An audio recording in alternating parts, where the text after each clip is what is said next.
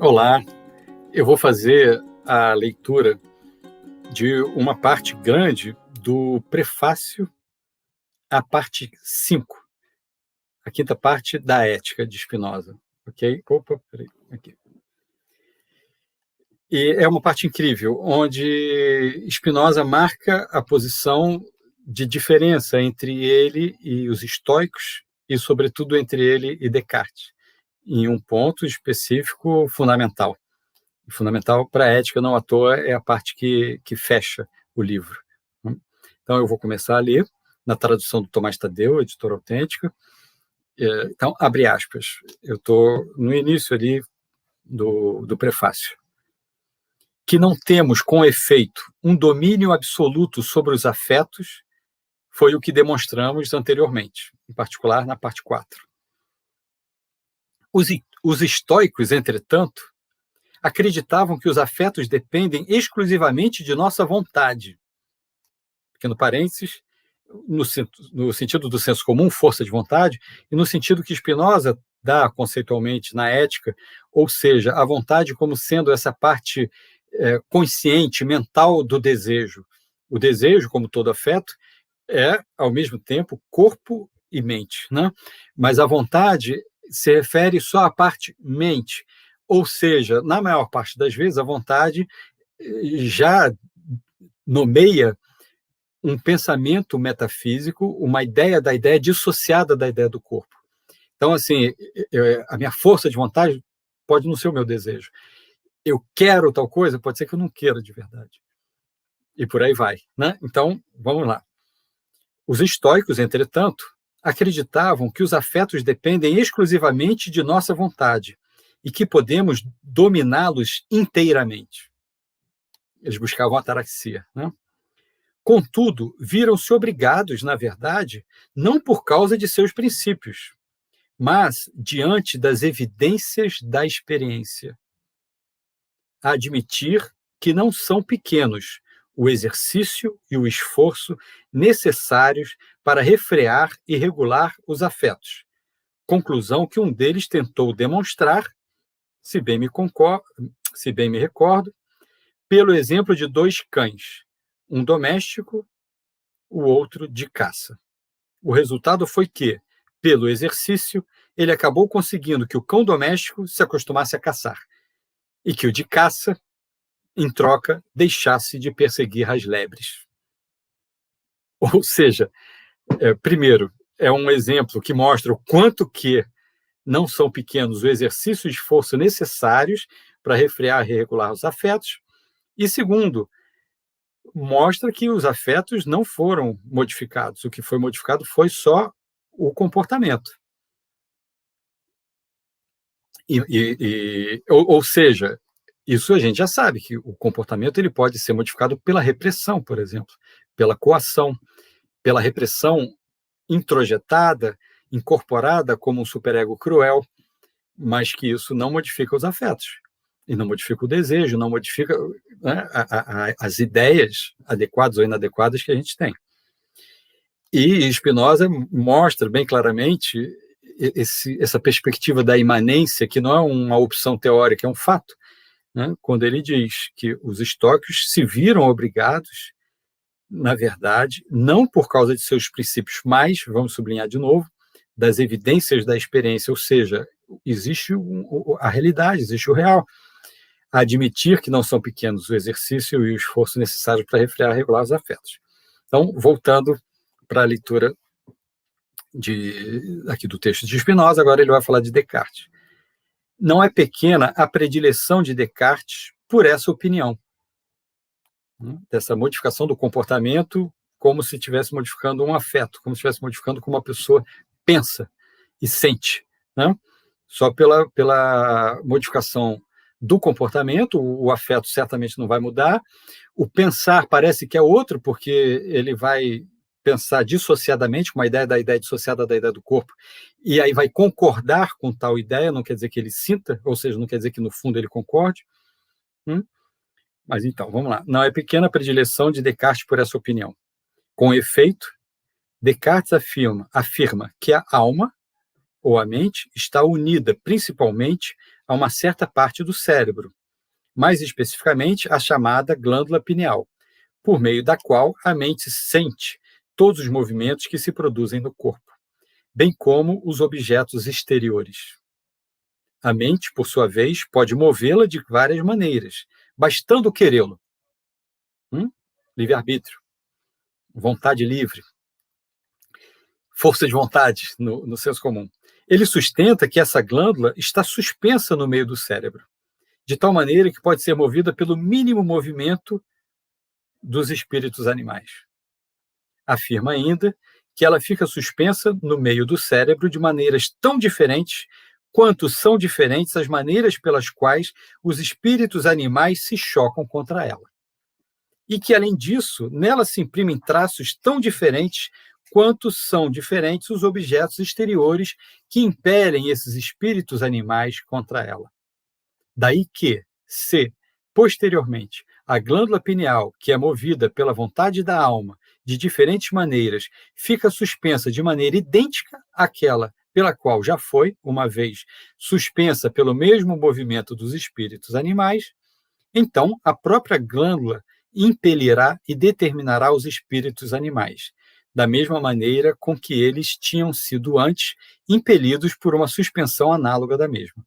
Ou seja, não é mais os espíritos animais que dominam a glândula pineal e a mente, é a mente que domina a glândula pineal e que, por sua vez, domina os espíritos animais. Sustenta ainda que cada vontade da mente está ligada pela natureza a um movimento preciso dessa glândula. Por exemplo, se alguém tem vontade de dirigir o olhar para um objeto distante, esta vontade fará com que a pupila se dilate.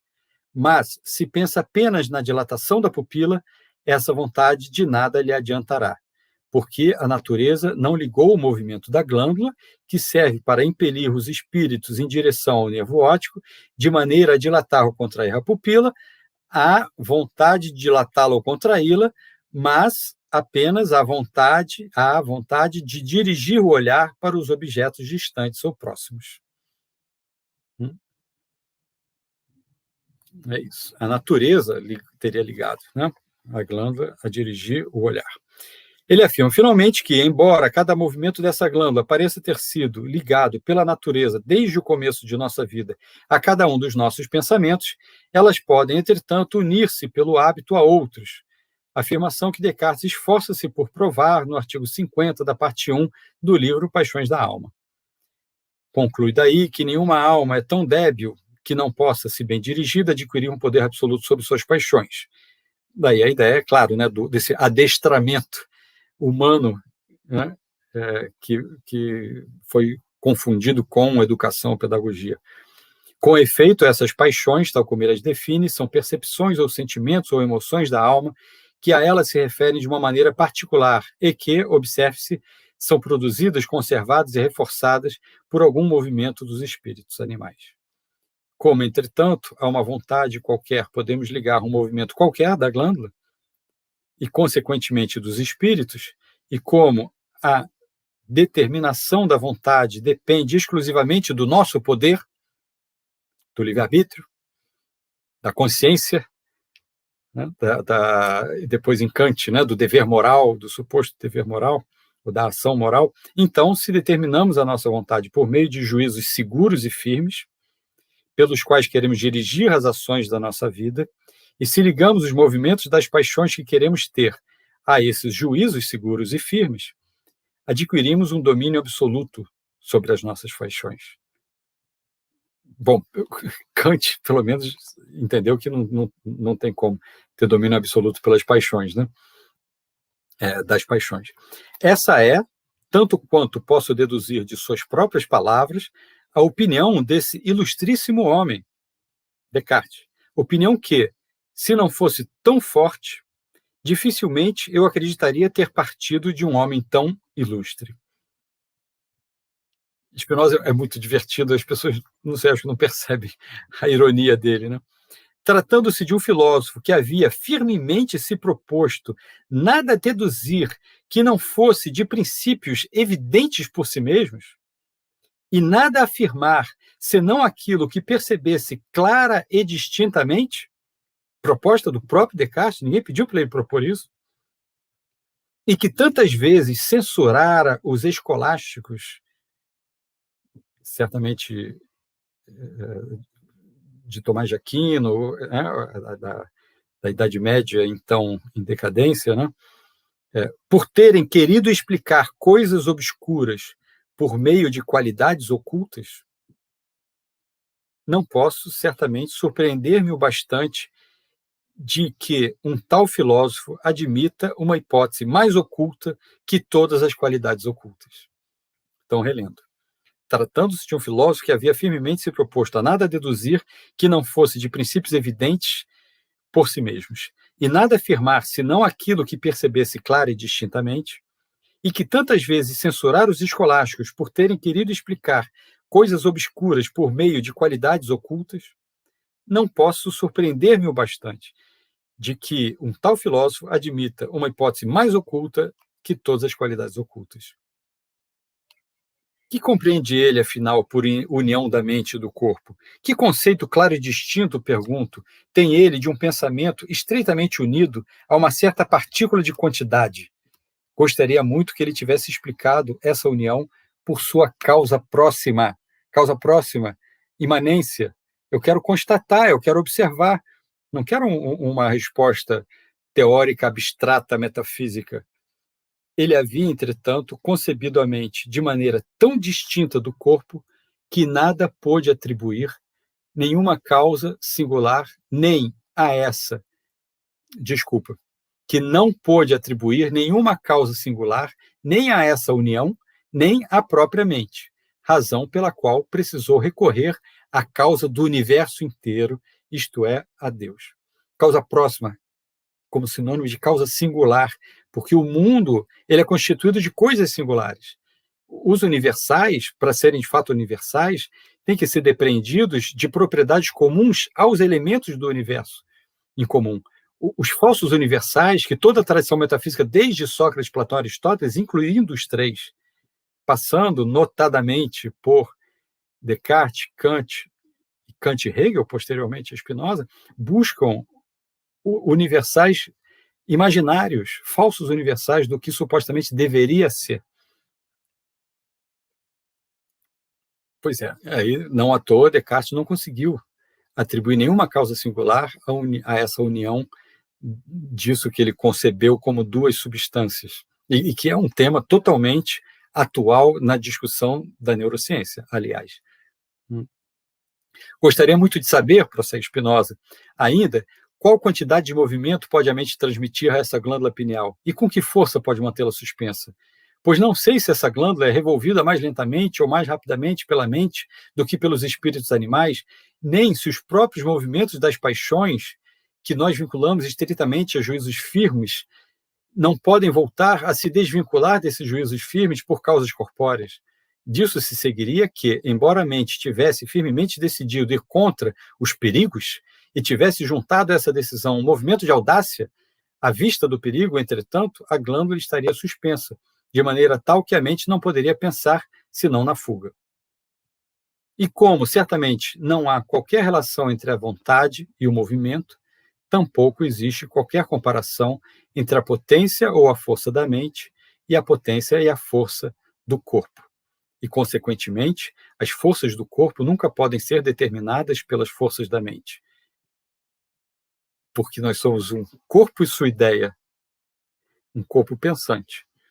E a ideia não é nunca uma ideia isolada, é sempre a ideia do corpo, ou a ideia da ideia do corpo, ou a ideia da ideia do corpo.